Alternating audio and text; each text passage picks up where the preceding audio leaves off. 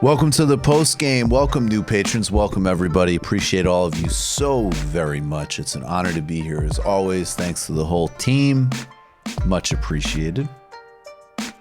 We're going to get to Ben Burgis for the debunk in about 20 minutes. Really, if you haven't yet, watch Edge of Democracy.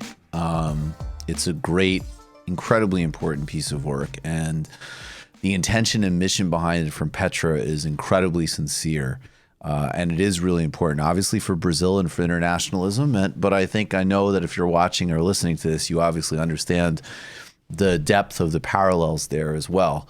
So let's support that documentary as best we can. Academy voting ends in 4 days, I believe. And then there's the ceremony's on the 11th. I think that would be significant if it won Best Documentary. And I will say, in a post-game context, I don't want Obama's to win Best Documentary. I don't want Barack Obama's post-presidency pro-union turn. This is what Obama wins the Nobel Prize for Netflixing. Yeah. I just won a Nobel Prize for helping people develop their own narratives. People love a story. Yeah. Realized in 1988 that being president was stepping stone to being a lifestyle guru. It's like, fuck Clinton, I'm talking Oprah. I'm now a thought organizer. Yeah.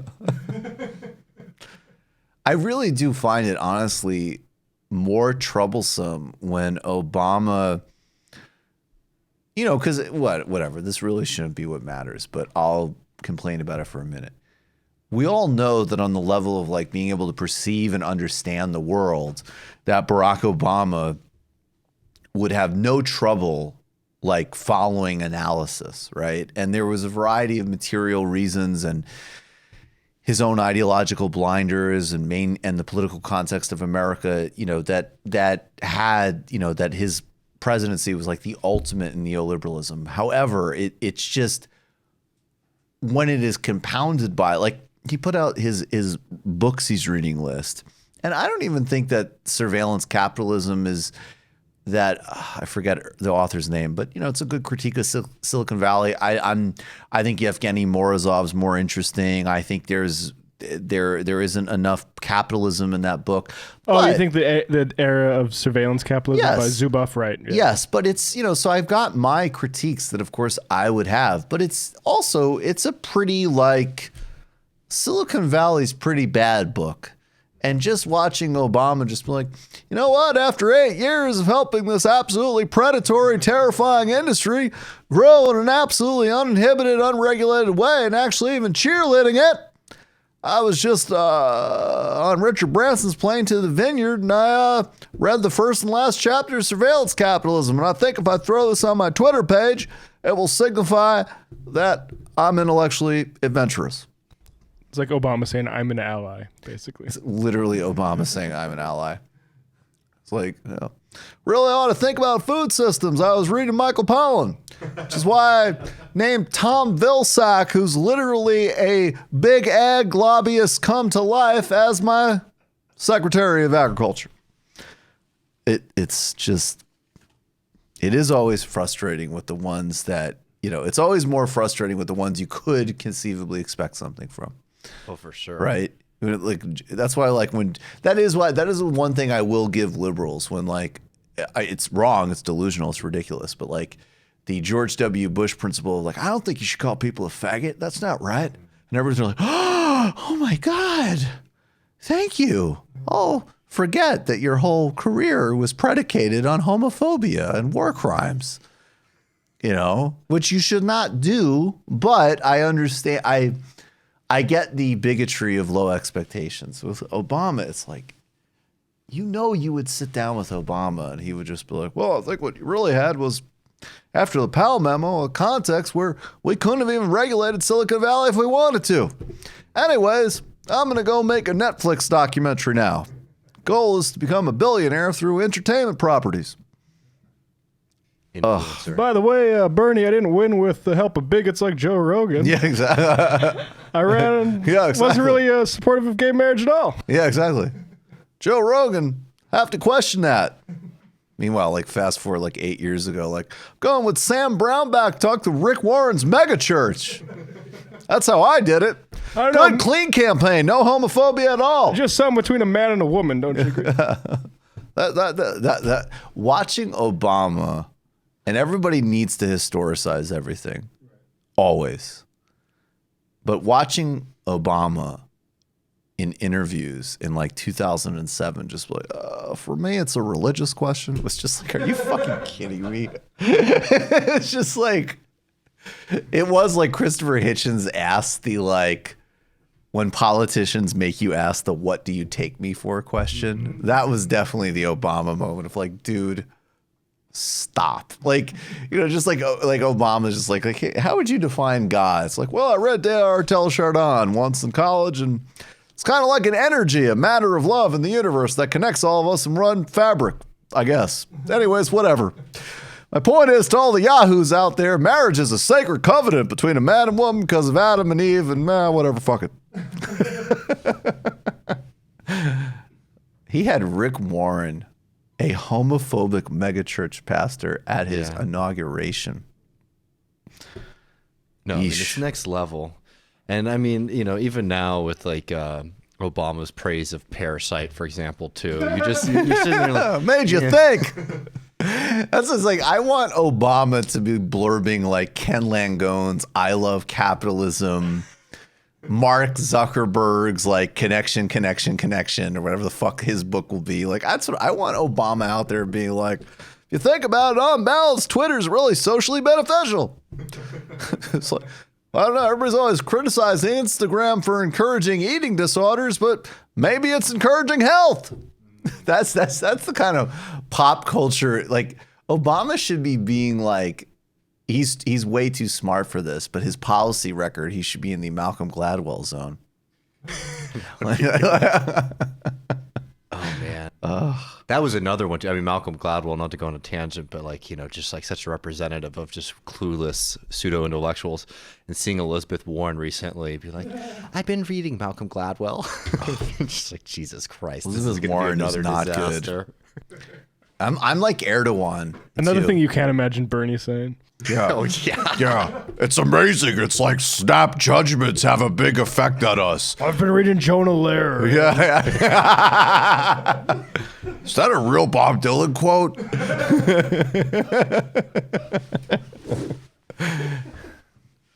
It's like, I took a break from thinking about how to solve poverty in this country because it's super nifty. Did you know that by studying, you could actually increase your capacity? Did you know Marcel Proust was basically the 1920s Ben Carson?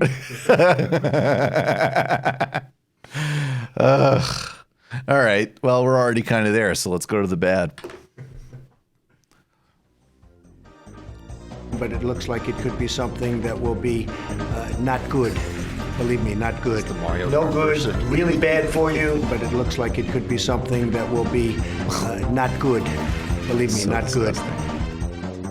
Of course, the Mario Kart music in reference to Stormy Daniels' horrifying description of Donald Trump's anatomy.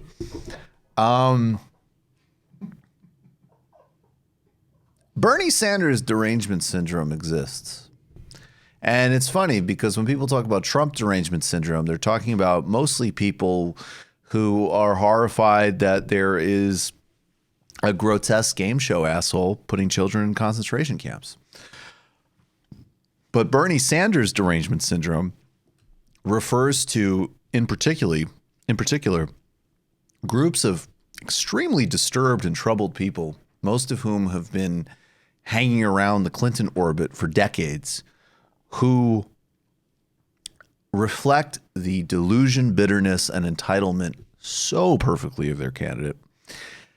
And the big thing about Hillary Clinton and Bill Clinton was always like, with some exceptions, going back to like the first campaign, like I'm not going to lie, I find James Carville a bit charming. It's ridiculous, but he's got some charm, he's got some talent. But Dick Morris, Mark Penn, Lonnie Davis, I mean, you were talking about some of the most embarrassingly sleazy people in the history of Earth. And on and on and on. I mean, you literally cannot name all of these people. On the Hill, with Ryan Grimm filling in for Crystal Ball and Sagar, they had one of these people that, again, I remember this guy because this guy was a very active and assertive and annoying Joe Lieberman supporter in 2006. And I'm sure he's worked on some Clinton campaigns.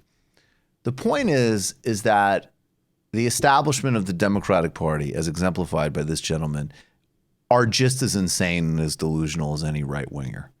And I present you Sanders derangement syndrome in the form of Richard Goodstein on the Hill. Let me tell you what I think happened in the primaries in 2008. Remember, she won that swath of voters from Pittsburgh down through West Virginia, right? Kentucky, Tennessee, which, with all due respect, happens to correspond with people who haven't quite accepted diversity in this country, okay? Okay. So Obama was black and she wasn't, and she won those voters.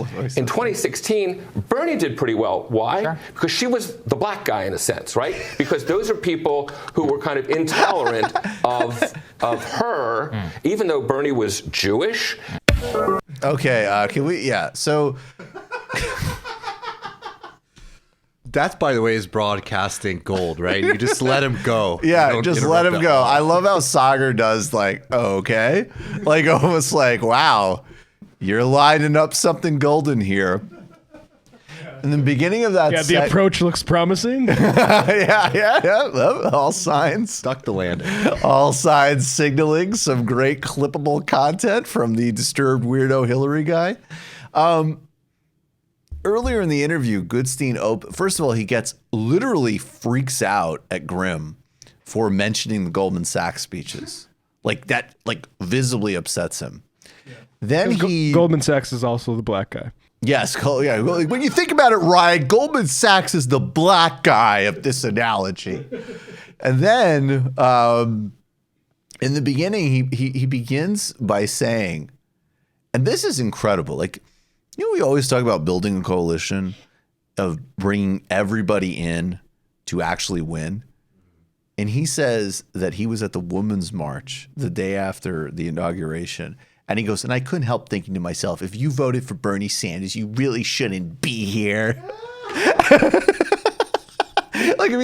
Whereas the only group of people who more likely than not, if they supported Bernie Sanders, have been tirelessly fighting for things like reproductive justice, they shouldn't be here so that some entitled asshole who's freaked out about lack of access to the White House can run his big mouth. Now, of course, let's just run through. This is a disastrous attitude for winning.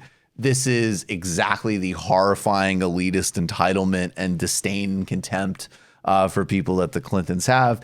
And third, look, obviously these dynamics of race and gender play out in all political contexts. And at the same time, you are saying, let's be real here, places that still remain in the Democratic Party that are not represented by the ultra affluent, so therefore have actual urgent material concerns, which the Clintons are enemies of, finally voted for a candidate who would do something about healthcare, about income inequality, about the actual crisis facing these things. And all this asshole has is to call them a racist through saying something mind-blowingly racist, which is, by the way, my new favorite genre, which is woke idiots stumble into the most racist comments imaginable.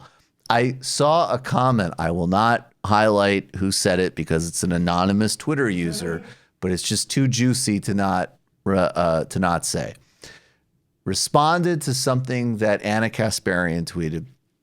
Anna, everybody should be giving her unending props for all of the great work she does, and in particular, her courage and relentlessness in not indulging any bullshit in this election and not fucking around and understanding that obviously if you have some type of left perspective, obviously you support Bernie Sanders. This guy responded to her, and I double checked it. This is a very performative feed. He said, "You Bernie bros are all alike. It's just hate every other candidate. And it's a shame because I used to really love you, even want to marry you." Oh, yeah.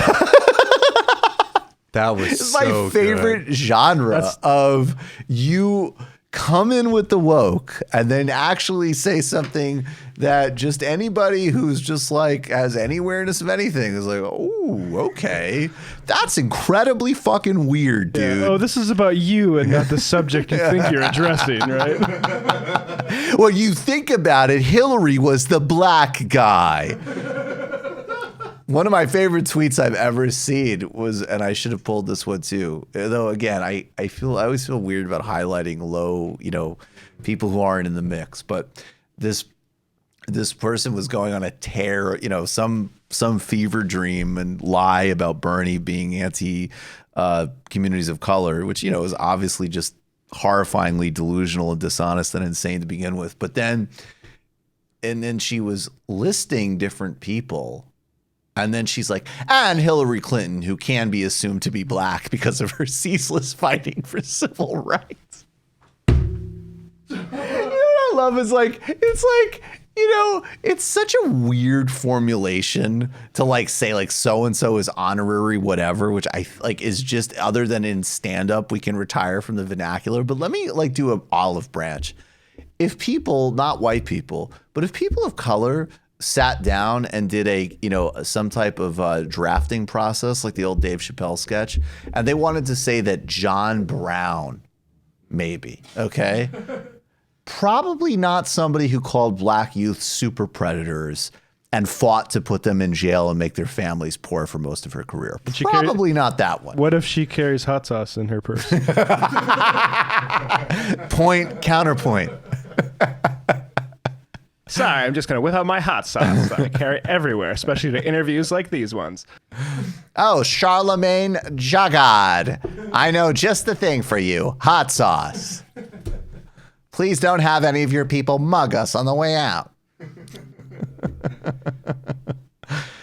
Or was it Goldwater girl for years? She was a fucking Goldwater girl. I don't know what is wrong with people. I really, honestly, that is actually my big thing, unfortunately, with so many of these things. It's just I look at Richard Goodstein and I think he's wrong. And again, look up the Joe Lieberman clip with him. And I think he's ridiculous and everything. But there's just something at such a base level when you see him say that and you think to yourself, what's wrong with you? And then you think the other thing is, and this is just pure conjecture, but how many rooms have you been in after doing a focus group where you recommend enhanced sentencing guidelines as a talking point to a candidate? Because I would be willing to bet every single room that Richard Goodstein has ever been in, he has recommended that. Just seeing if Ben is ready.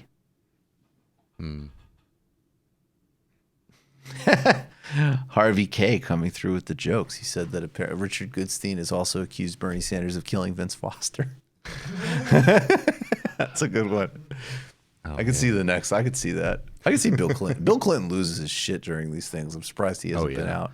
And I'll tell you, I'll tell you another thing. Bernie Sanders killed Vince Foster, and we covered it up at the time because we were trying to be allies of socialists in America. I said, Hillary, why do you think Bernie killed Vince Foster and dragged his body to the park? And she said, well, because Vince wanted people to have choice about their health care, so Bernie killed him. That's exactly what happened. Yeah, I think Bill's been kind of quiet for the past 8 months or so. Remember when he wrote that thing in, was it Washington Post and New York Times? That's just keep the economy going, guys. Just the most generic. Oh, yeah. It's the midterms are. No, yeah, he wrote that thing that looked like it sounded like it was written in 1990. It was literally 1995. It was AOL is entirely changing how we communicate. Yeah, we are entering a information superhighway. And by the way, I'm not in hiding because of what's going on with Ghislaine and Jeffrey. Yeah. Look forward to my next mystery novel, which I'm co-writing called If I Did It. Jeffrey Epstein Plain Edition.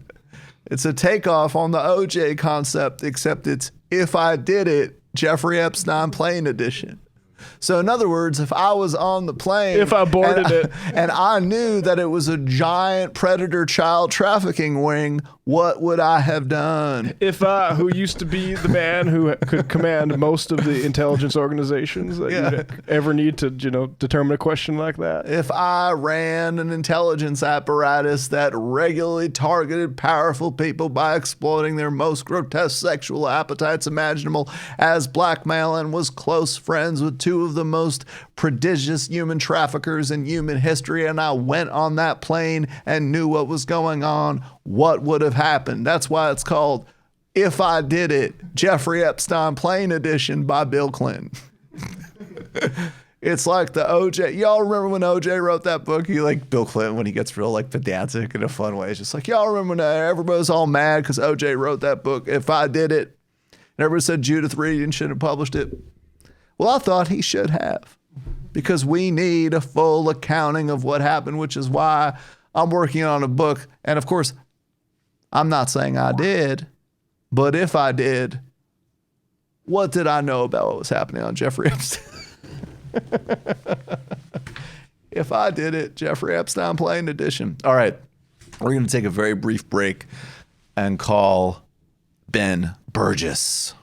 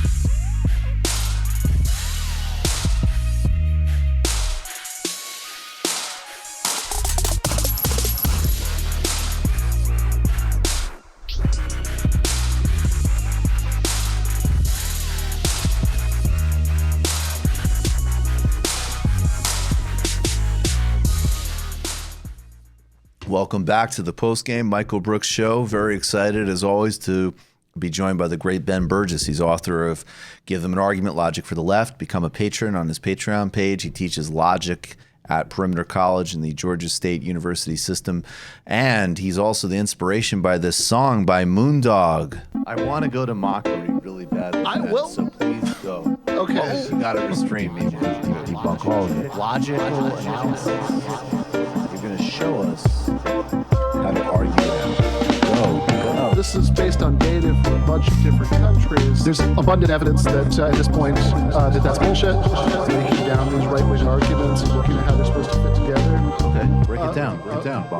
Break it down. Ben, are you ready to break it down? Absolutely.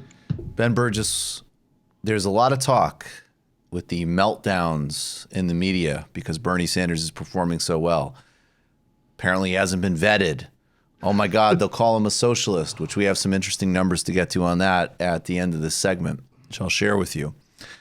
And we actually picked one. I will say I think of this cohort of people writing this type of thing, who I obviously totally disagree with.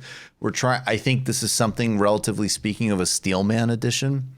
Like Michelle Goldberg is a much better writer than Jonathan Chait. So let's try to take, we think it's a weak argument, but let's deal with the strongest version of that. Bernie could win the nomination. Should we be afraid? There's a piece by Michelle Goldberg in the New York Times. And as I say, I think all the things you'd expect me to think, but Michelle Goldberg ain't a disgusting worm like David Frum. She's not the always relentlessly wrong Jonathan Chait. And she's certainly, she's a different proposition. So let's go from there. Yeah, absolutely. Michelle Goldberg, well, beyond being, as you say, a better writer than a lot of these people, she does have better politics than most of them. And in many ways, this is a much more fair piece than most of the things in this cohort, that she is actually she's acknowledging a lot of the evidence that Sanders actually would be a good candidate. So if you kind of scroll down, right, there's a lot of time spent on color and atmosphere and acknowledging the various reasons to think that Sanders actually would be an excellent candidate to take on Trump, which he would be. But then if you scroll down to this paragraph, she says, obviously Trump won. Yeah, So parallels with the parallel. Wait, we're going to find it. The parallels with Sanders are obvious. Is that?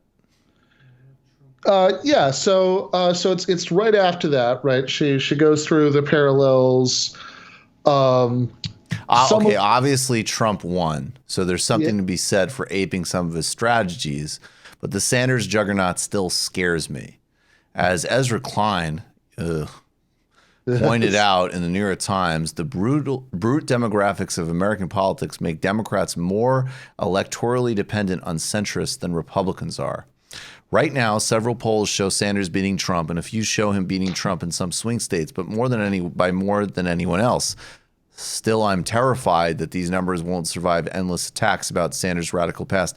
We're going to need to get back into what she means by those parallels, because even though she creates some distance for herself, that's still a really problematic formulation. But let's focus on this first. Yeah, because this is the core of the argument. She does obviously say some stuff that I disagree with and you disagree with, and everybody should disagree with earlier in the piece. But this is the core of the argument, that even though right now all the polls are saying that Sanders would beat Trump, that he's not only way ahead of Trump nationally, but he would beat Trump in the crucial swing states that a Democrat needs to win to win this year. But what she's saying is that we should disregard that empirical evidence in favor of what exactly? Now, part of this is a speculation about what's going to happen and what's going to play out.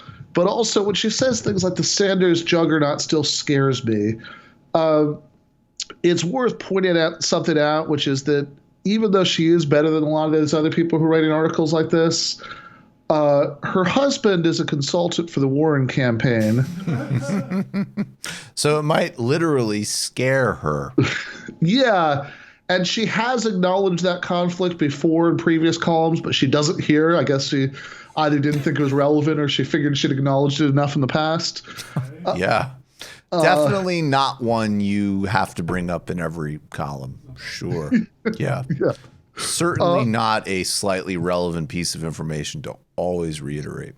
Yeah, well, especially when you're saying, oh, there are all these good things about the Sanders campaign, but, my gut feeling is that he wouldn't be electable, so hint, hint, progressives should pick somebody else.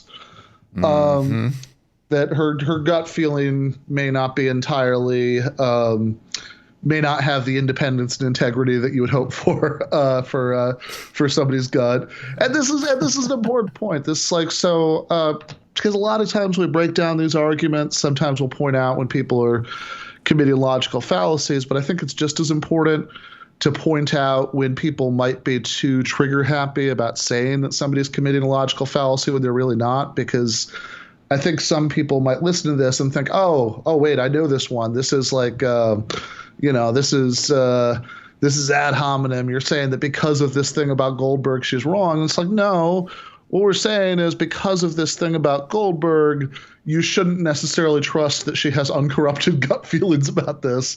And that's actually relevant to the point at hand, right? That's not just some irrelevant negative, being trotted out about her to discredit her. This is actually very relevant to whether this feeling that she has that Sanders wouldn't win, despite what the polls say, can be entirely trusted, because she does actually have a conflict of interest here. Not that the rest of these guys don't either, right? All the rest of these people, even if they don't have the family connections with other campaigns that she does, everybody writing these pieces, they say that their issue is that they're afraid that Sanders wouldn't win. But if you actually start breaking down the political differences they have with Bernie Sanders, it's not unreasonable to suspect that what they're actually worried about is that he could win. Indeed. And I also just want to get really specific here, too. Back to Goldberg. There will most likely be spots showing the 1985 Sandinista rally Sanders attended in Nicaragua with the crowd chanting, "Here, there, everywhere, Yankee must die." The country will see Sanders after speaking on a trip to Soviet Union, effusively praising its state-sponsored culture. And I want to just bring up two quick points about this, working backwards. One, as I mentioned, it will be on this weekend's think tank. Sagar Enjeti, who's, the friend of mine on the Hill, who's, quite right wing, obviously. But he had a really interesting thing he said recently. He said, the people around Trump who basically were like the outsiders who had a sense of Trump being an insurgent are scared of Sanders. And the old, like, ancient Republican fossils are like, oh, my God, we get to run a socialism campaign. And, that is a little illustrative of whose political instincts might be a little bit more on the mark. And the other thing I want to say, this is hilarious. In 2013, Bill de Blasio, and my God, have politics gotten better. But there really was a race where, frankly, Bill de Blasio was like the clear choice over Christine Quinn. If you even wanted to pretend that you were going to even acknowledge the reality that New York was obscenely unequal and unaffordable. They ran this against him because dopey Bill de Blasio spent maybe even more time in Nicaragua than Bernie Sanders. And the net result was absolutely nothing. De Blasio, I think he might have won his first election something on the order of like 75 to 25%. And it just goes to show basically that, like, yes, there'll be an increased ad budget and it's a national campaign, but like, of the 3% of the population that knows who the Sandinistas are, right. I think that it's evenly divided by people who are like, cool, that's awesome that you opposed Reagan's crimes in Latin America, and people who are like, oh my God, the Sandinistas got to Bernie in 85, and next year we'll all have gulags, in which case I'm going to comfortably say those people are voting for Donald Trump.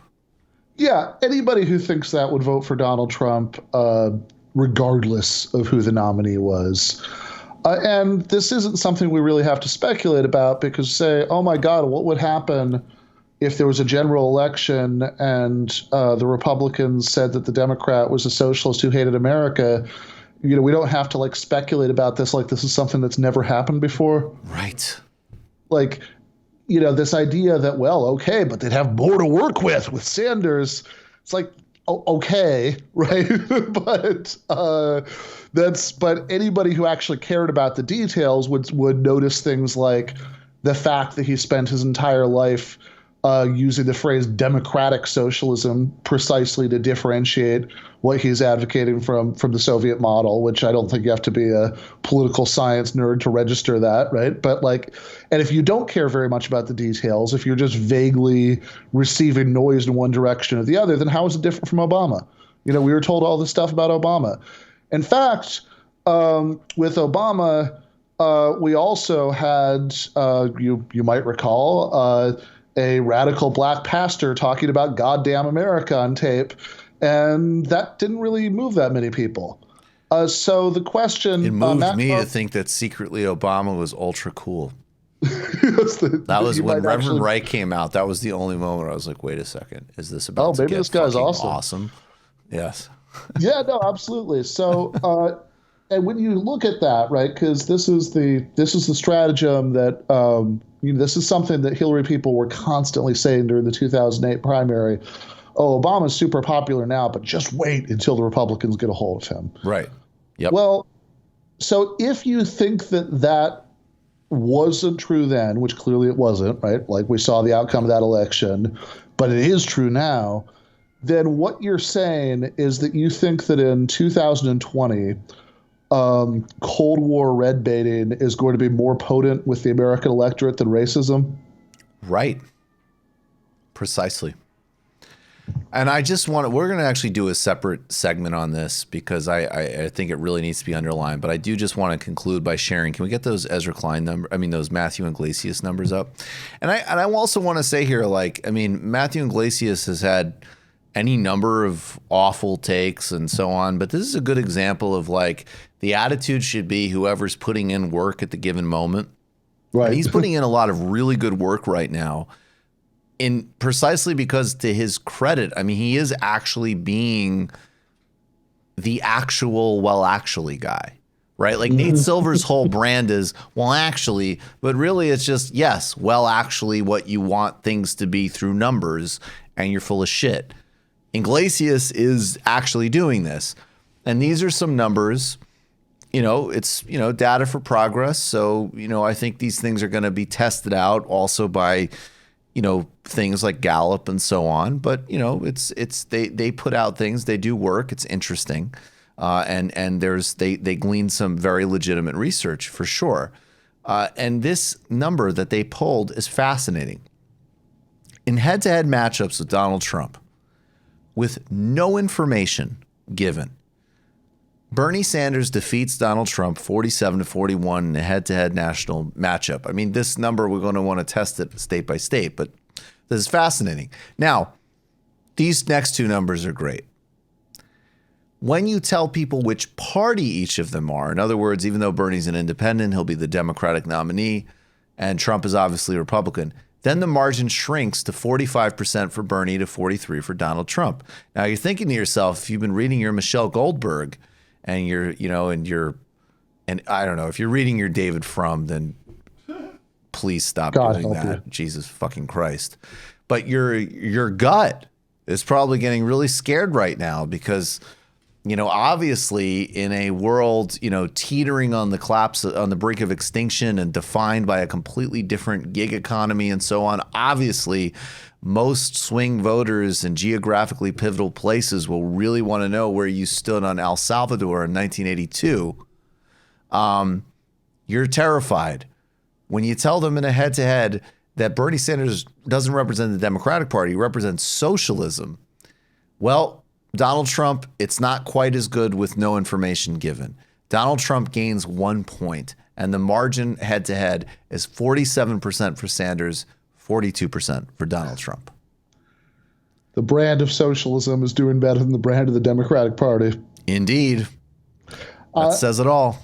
It does. And by the way, one thing that I think it would be criminal negligence not to mention here that is ridiculous about even Michelle Goldberg's version of this argument. I mean, if we'd done like David Frum or something, we would just be making fun of it the whole time. Because I think we should do that soon. David Frum is absolutely wretched. Yeah, and that would be a fun segment. But even in Michelle Goldberg's much more careful version of the argument, she says that Democrats are far more dependent on centrist voters than Republicans. And she's actually fudging a really important distinction there, because what she really means is swing voters. But you can't actually at all equate swing voters with ideologically centrist voters. That's not the same thing. Like swing voters are people who, if anything, are often have ideologically extreme views on both ends. They're being pressured by different directions. There's lots of, like, if you want to actually dig into the polling information, the idea that there's some one-to-one mapping that you can do between voters who are swing voters or not strongly identified with one of the two parties' brands and like centrism being halfway in between the positions of the two parties, that's just not true.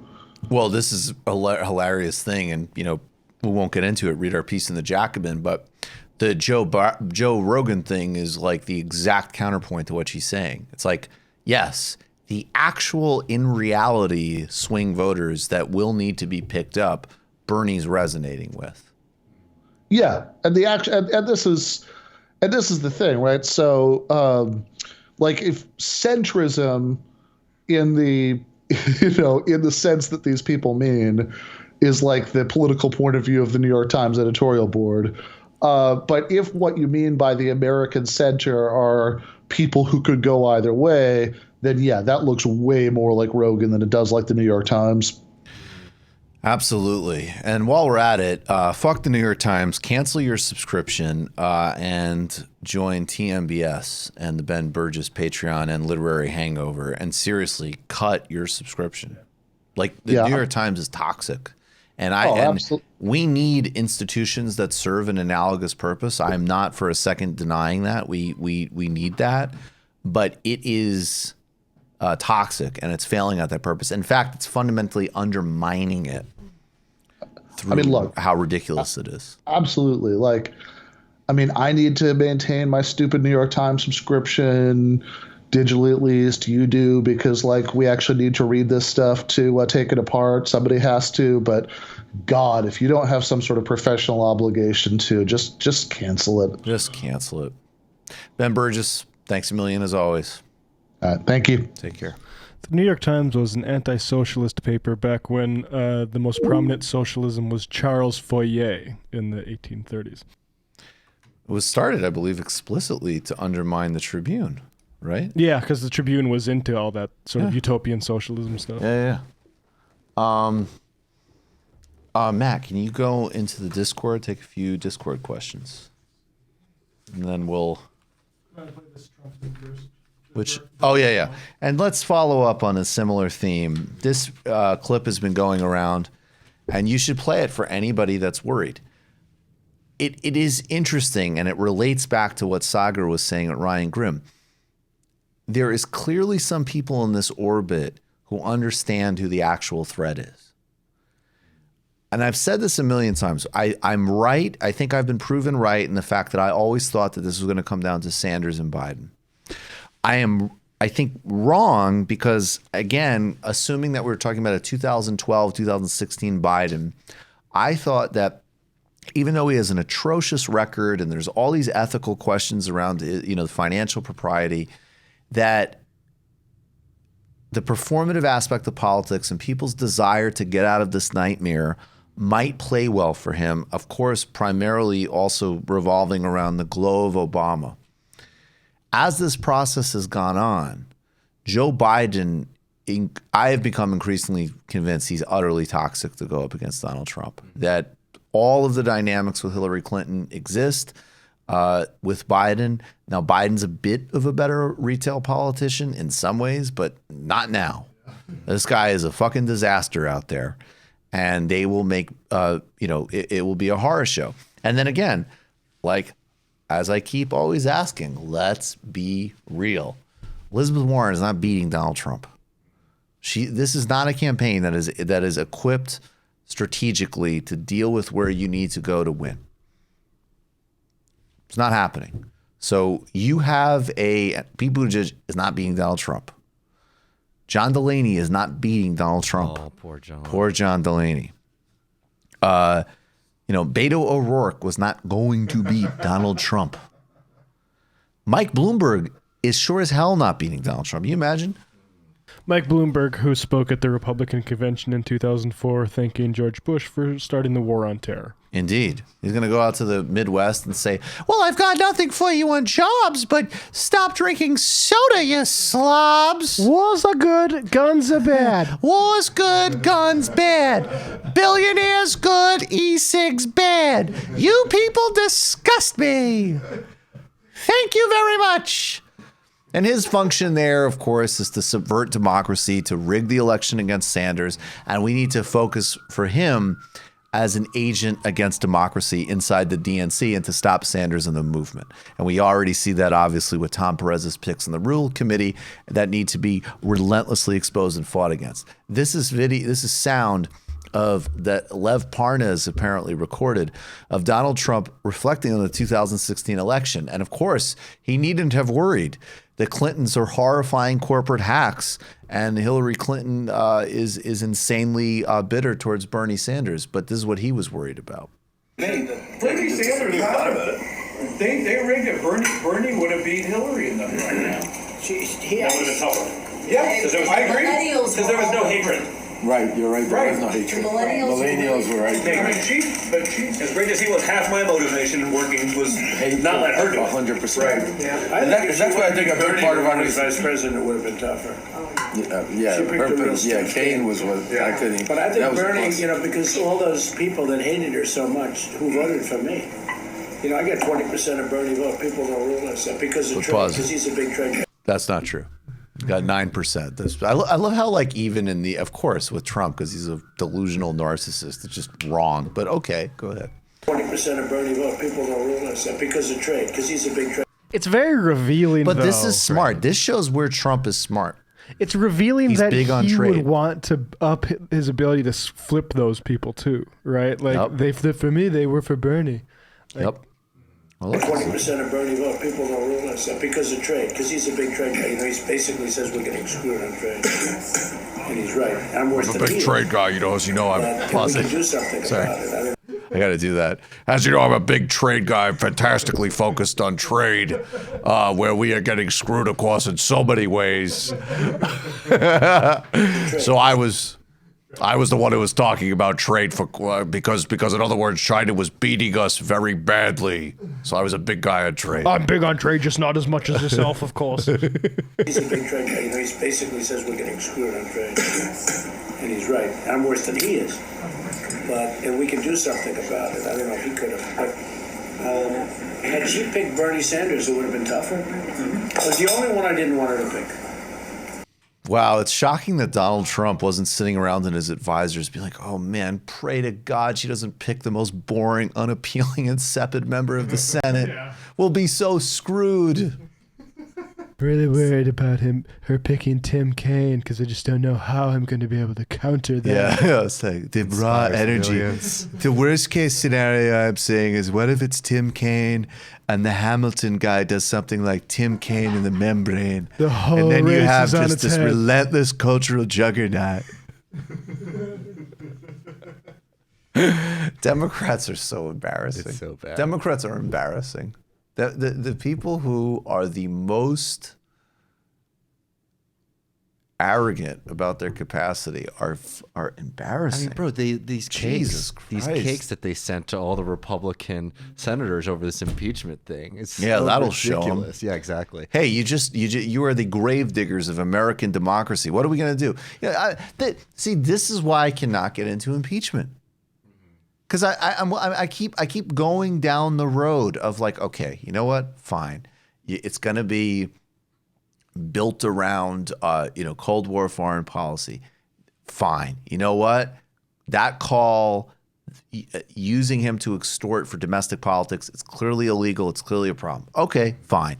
You're not going to talk about corruption. Okay, obviously you don't want to talk about that type of corruption. Of course, we all know that. Fine. Okay.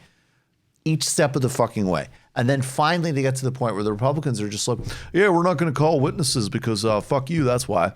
What's your answer? Not, well, here's what we're going to do. We're not going to go to the State of the Union, and we're going to say that this is an illegitimate president run by a totally corrupted Senate body whose Republican leadership, beginning with refusing to have hearings for Merrick Garland, have completely uprooted the last vestiges of this democracy. And we say this, look, obviously Kristen Sinema and Joe Manchin are not going to do it, probably not Doug Jones, but even those of us who are corporate, middle of the road, yada, blah, blah, blah, blah, all this stuff that we've been saying for years and all of this salt smelling that we've been doing on MSNBC, it finally came. And here we are. We're going to do it. We're not going to go to the State of the Union. Here's what we're going to do instead. I'm going to get you some cake and have you think about it. And it is embarrassing in the extreme. I just want to. Number 3. Watch Hillary examine the terrain. Oh my Watch God. a campaign with the man Tim Kaine. No, finish that, because this is the Democrats' response to impeachment. Tim Kaine in the membrane. Tim Kaine in the brain. This is the most embarrassing thing in the history of Earth. This is the most embarrassing thing in the history of the planet. Unfucking. Flip 'em blue. Number 3. Watch Hillary examine the terrain. Watch a campaign with the man Tim Kaine. Tim Kaine in the membrane. Oh my Tim God. Kaine in the brain. I have to keep reminding myself about dreamers, because, oh my God. And these motherfuckers have the temerity to complain about anything, while people like us who actually care about things and aren't innately embarrassing in all aspects at all times said, please, for the sake of a couple of million people who have dreamer status, I guess vote for these horrifying, embarrassing corporatist assholes so we can fight them for 4 years. And they are still out whining. They're doing this. They're out whining. They put that fucking video out and they're still out whining. The pantsuit flash mobs. The fight song. I mean, all this stuff. Yeah, it's like when you think about the stakes of that election, it was like a victory lap for the most annoying people in this country. Earth. The most annoying people on earth. And now, again, the impeachment is such a perfect example. Okay, yeah, well, obviously it's not going to be about his rank personal corruption because obviously that raises way too many questions. Of course not. And of course it's not going to be about putting children in concentration camps because most of the Democratic caucus wants to vote to at least fund that. And we all are like, what is Joe Biden? Joe Biden's going to go, he's not going to shut down. What is he going to do? He's going to go to an ICE facility and challenge the guy to a push-up contest. But how about if I win the push-up contest, you let the kids go? And then, so we're not going to do that, okay? And of course, all the really obvious things we're never going to impeach anybody over for, like war crimes. Okay, fine. Let's stipulate all of that. We're not doing corruption. We're not doing war crimes. We're not doing concentration camps. Okay, so let's do this phone call, which is wrong and inappropriate. I don't necessarily think this stuff is as unusual as people may think, but I could be wrong. Okay, cool. He broke the law. It's clear as day. Then we have a week in the House of wanking off and butt out, Mr. Putin, and all this crap. And then we go to the Senate, where, according to all reports, Zoe Lofgren and Adam Schiff did exactly what they needed to do and were cogent. And, of course, Trump's team is a cross between, like guys who are just like, hey, I'm from the New Jersey Yellow Pages. Do you have asbestos? I can sue you over it, or I could fucking protect you from it. I'm a lawyer for all things, and Donald Trump is fucking innocent. And then Alan Dershowitz is just like, and that's why case law shows that you shouldn't be prosecuted for anything. And so we have that, and it's a big embarrassment, and everybody laughs at them because they're idiots, and it's embarrassing. And then the Senate Republicans go, okay, show's over, folks. No witnesses. Sorry. Go fuck yourself. Goodbye. Which actually has, by the way, made this exercise another formal disillusion of formal democracy because they've done this and everybody knew they would do this. And now, what do Democrats do? Hey, we're going to throw everything at you. Not a single piece of work is getting done. Remember that NAFTA thing we negotiated? They probably already passed it out of the House, but nothing is going to happen now because we simply need to make a point about how this works. I'll tell you what, I didn't agree with Tulsi Gabbard's present vote, but frankly, like, if you're going to send the guy cake, that is more incoherent than that. I saw 1 million people piling on her. And I'm starting to see why people get defensive of her, because there is the right and correct critiques of her, like on Kashmir and Hindutva and on placating right-wingers on immigration rhetoric. I 100,000% stand by all of that. But some of this other stuff is fucking unreal. You have people that, you don't take Trump seriously. I don't think you take Trump seriously. They just said we're not going to have witnesses. And you're giving them cake to make them think about it? I mean, I know I'm ranting, I'm all over the place, but it's honestly like, this is also partially why I didn't engage with that story that much, because I knew that even though I was politically uncertain of the consequences, and that's the only way you can examine it at the end of the day, because he's going to be acquitted, so the only metric is whether or not he'll be politically successful. I also knew that these people who spend 99.9% of their time complaining about and fixating on things that I don't focus on, that I still take those things more seriously than they do. That if I was in the Senate and I was saying, I think that this might be kind of a dumb thing to focus on, but we're doing it and we're going to do it, I would be the one now going, are you fucking kidding me? They just said no witnesses. I'm filibustering. I don't know.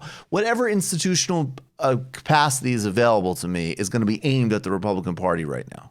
Yeah. Because this just became something that we already knew existed, but it's another chink in that formalization like Petra was talking about. This is another step. No. Merrick Garland? No. No. Oh, witnesses? No. You keep formalizing these things. That's when things do get institutionally really dangerous. And I would also encourage my brethren and sistren on the left to take that seriously too. We know the whole thing is discredited and corrupt and foul and blah, blah, blah. But we want those circuit breaks in place, believe me. And this was just another open one for them to just, forget it. Tim Kaine in the membrane. Tim Kaine in the brain. Does it ever occur to these people who spend all of their lives talking about how dumb all these people are and how they have the facts and look at our lawyers versus their lawyers that you always lose? Can I just, this is such a trivial. Imagine like you're a football team. You're like, oh, their form sucks. Oh, yeah, we lost again. Okay. But we had great form. Just this is so trivial, but it's just like when you talk about like their lack of strategy, this cake thing, right? It's like they're giving all these sheet cakes away. You know, these sheet cakes didn't come from Walmart. These sheet cakes came from a gourmet bakery in Brooklyn. And so they were all like $70 cakes. So it's like they put all this detail and energy into making sure they're giving them the best sheet cake, right? It's like that's what they focus on. It's just so wild to me that you would even do that. Like even if you're going to do it, just pick up $10 cakes from Walmart. Do you know how much I would relish being a Republican staffer and showing up to work and there's a whole bunch of cake just available for free? That's a baller move. I would film myself eating it and then celebrate my senator voting for no witnesses. And then I go celebrate on Friday. You go up to vote no with like a little bit of frosting Yeah, on your you're just lip. like, excuse me. I think we've got all we need here. Anyways, but yeah. Ice cream's melting, but I gotta tell you, when I took the second bite of cake, it occurred to me that my Washington Post obituary might be slightly less flattering than it would be otherwise. But you know what? Not even really, because you guys are a bunch of friggin' marks anyways. I'm sure it'll be fine. Like people are like, how is Lamar Alexander? He might be thinking about his legacy. Yeah, I bet. He might be thinking about how to not get assassinated in Tennessee and if he wants to lobby. Okay, and his legacy. Are you kidding me? By the time Lamar Alexander passes away, the same people that are saying that are going to be like, though he voted to impeach Donald Trump, he did raise his eyes very severely at several of Dershowitz's arguments, indicating that he was a traditional Republican who had reservations about Donald Trump's agenda, even as he voted for every single aspect of it. yeah, when it comes to Republican legacies, that's what the money's for. Yeah, I mean, they don't understand. Like, Mitch McConnell is amazed with his legacy. I got to be Senate Majority Leader and pretty much formally turn the United States into a plutocracy. That's what he's trying to do. And to his credit, he doesn't give a fuck what you think. Oh. Yeah. Tim Kaine in the membrane. Tim Kaine in the membrane. Tim Kaine in the brain. Please, just indulge us. How about you let us take the ball in 2020? How about the campaign that doesn't think that is a good idea gets to run? How about that? Maybe you don't steal it from us. Maybe you just let us actually do it. And believe me, if we lose, we will be fighting back in the trenches. You know, you can. I'm gonna read a bit from the Mary Sue article that posted this Tim Kaine in the membrane thing. Okay. Broadway geeks who are into politics got a twofer last night as Broadway's brightest stars got together at the St. James Theater in New York City to perform at a fundraiser for and this is crossed out, the future president of the United States. That was crossed out. Then the part after, the me being totally unbiased by calling her Democratic presidential candidate Hillary Clinton. Guess what, babe? That's all she ever became. And it got real when Hamilton creator Lin-Manuel Miranda and the first Angelica Schuyler, Renee Elise Goldsberry took the stage. And let's see if there's anything else. It got real. It got real.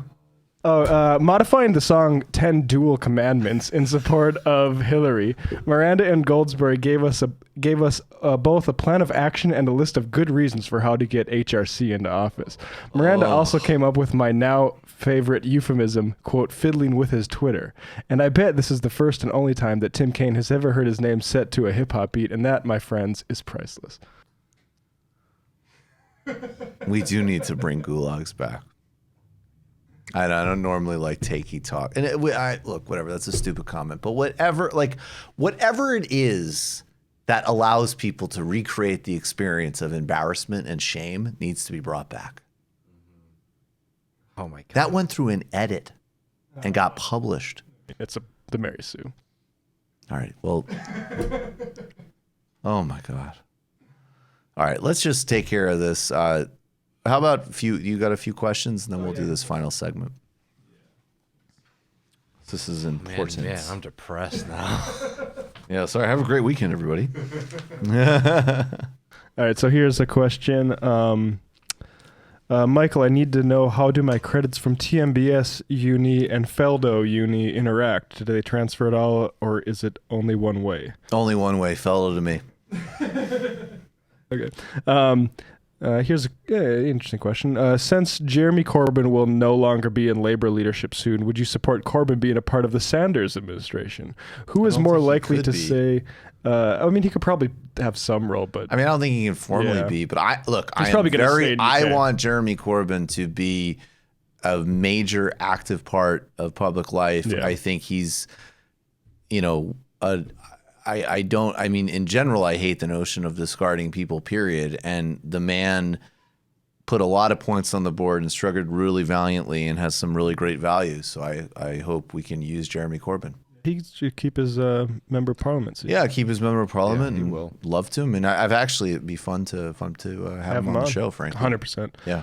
This question from Blue Thought 90. Is it cool if I sample you on a track? Also, do you think I should create a Twitter account? Kennedy keeps dunking on my late era millennial ass for not having one.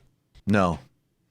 I would say if you can avoid being on Twitter, avoid being on Twitter. Yeah, unless it's professionally necessary. Unless professionally necessary. I guess so. People are asking me for stuff like that, and just give me a sense of what the track is. But sample away. We're not going to mind. Yeah, we're not. The worst we'll do is just not play it.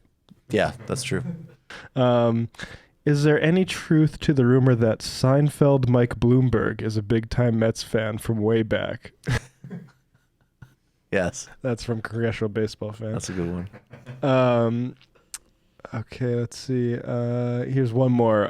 This is from Archonk Dage. I'm not sure if I'm pronouncing that right, but I've been using 2 email addresses accidentally to donate to Bernie, and while neither is enough to trigger a FEC report, the 2 combined are getting close. Is there a possibility I might go to prison for violating campaign finance laws? On the bright side, I get to get every Bernie email twice. I'm going to call James O'Keefe right now. But I don't understand. If you're using the same card, I think you're fine. I would think that those track by social security number. Maybe I'm wrong. I don't think they track by, but I think card number. I don't know. But I would say don't go over the limit. Yeah, definitely don't go over the limit. Do not go over the limit. If you don't go over the limit, I don't know. And I would try to stick to one email address, but I think you'll get what's his name, the fake historian guy on the right, Dinesh D'Souza. Yeah, right, exactly. You don't want that. All right, let's do this. I'm not going to jail. You think I'm going to jail? You remember when I met that guy? Oh yeah, it's crazy. Not like meeting Cornel West. This is really important. Jared Kushner and Donald Trump have put forward a deal to, let's be just blunt, to formalize apartheid in the Middle East. Now, it's important to contextualize this. Going back to the founding of the State of Israel, you had the Nakba, the catastrophe of the Palestinian people. They were kicked. Hundreds of thousands of people were cleansed from their homes. They were murdered. They were tortured. They were removed forcibly from where they had lived from generations. Obviously, this is the complexity of people fleeing. Of course, they want to flee Europe, surviving the greatest genocide of the 20th century in the Holocaust. The reality is, and some people went and immigrated with the notion of creating a democratic, open, and socialistic society for all. And that's the line that we need to embrace and empower here. In 1967, after the 67 war, Israel occupied the West Bank, Gaza. Occupation has existed for decades, obviously. A 2-state process began, which has never been real. In 2000, the deal, people, it's very important. Ehud Barak offered over 90% of land to Yasser Arafat, but it was not contiguous. It was not a coherent state. If I steal your house and I offer you back part of it, but I have control of the kitchen and bathroom, you're not going to like that deal very much. There's problems inside Palestinian politics. There's certain tactics that need to be rejected full stop, I believe. When Hamas targeted a bus, a roller skating rink, you reject that full stop. Violence as a political tactic is an entirely different question in different contexts. And frankly, it's not for those who are on the oppressive side of things to judge. And in order for any peace deal to hold, that means every single faction is going to have to deal with people who have an enormous amount of blood on their hands, including every single Israeli prime minister and defense minister who would definitionally be considered war criminals. This bill formalizes this apartheid, and it fundamentally represents Israel as, I would say, actually a forerunner of the global far right we're in right now, going back to building relationships with the extreme right in Europe, with Christian fanatics in the United States. This report from Al Jazeera outlines some of it. Just moments before this meeting, the Palestinian ambassador met the current president of the Security Council, the Vietnamese ambassador Dong Dinh Quy. They discussed plans for President Abbas to address the council as part of a diplomatic offensive that will also include trips to the African Union and this weekend to the Arab League. The aim is to defeat the Trump plan. To drag us to negotiate after they steal another 40% of the occupied West Bank, and to negotiate over 4 years the details of the leftover. It is a recipe for the destruction of the national rights of the Palestinian people, and it will not fly. It is not acceptable. And those who think that the Palestinian people will evaporate, they will not. UN Secretary-General Antonio Guterres has been very guarded in his response to the Trump plan, only issuing a written statement reiterating that the UN position is defined by existing Security Council and General Assembly resolutions. The Trump plan clearly contravenes these, but the UN spokesperson is careful not to make that clear publicly. We've seen the announcement of the plan. I'm not going to get into that which will be left to others to decide, notably member states themselves. Does he think this is a peace plan or an annexation plan? I'm not going to characterize it. The Secretary General did, in fact, receive a call from Mr. Kushner yesterday afternoon, who briefed him. I wanted to include that last part, both because of the UN's hands are tied. They're struggling to stay relevant in a world that they still represent in a profoundly important ideal in, but there's no respect and context for them. I mean, even if you go back to the invasion of Iraq, where you had people like Cheney and Bolton who wanted to destroy the UN root and branch, there was still a concept, primarily because of the UK, but also because of factions inside the Bush administration like Colin Powell, that you needed the UN stamp of approval. And that, of course, they would go after it and invade Iraq and blow off the UN if need be. But they still actually wanted that second resolution to invade Iraq. This isn't at all relevant today. And I also think the diplomatic speak that you see at the UN, it serves a purpose. But frankly, the obfuscation and the bullshit in an era where you have an overt apartheid state in Israel, a president who says anything over social media is ridiculous. So we got to be very clear about this. And of course, at the end of the day, this is a play for domestic politics in both countries. It's all about mobilizing constituencies for Donald Trump's reelection.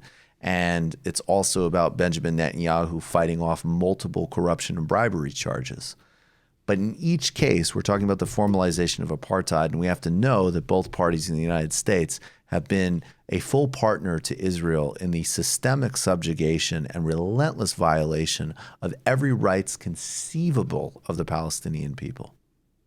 And this is one also that with Democratic candidates, get very specific with them about how they reject this. They'll all say it's bad, and it's bad that the Palestinians weren't part of it, and Donald Trump does foreign policy by tweet, and blah, blah, blah, blah, blah. But I want to know systemically what differentiates your position on Israel-Palestine in substance from this.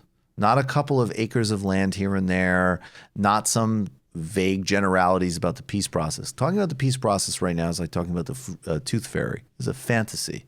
It is a dishonesty to obscure the reality on the ground. So if you reject Trumpism by retreating to a 90s theme park that has no reality in modern politics, you are aiding and abetting that. And every single Democratic candidate besides Bernie Sanders has aided and abetted it. And that is also why we need to fight and deal with the actual threat to free speech in this country, which is people engaging in peaceful resistance by engaging in various forms of boycott, divestment, and sanctions.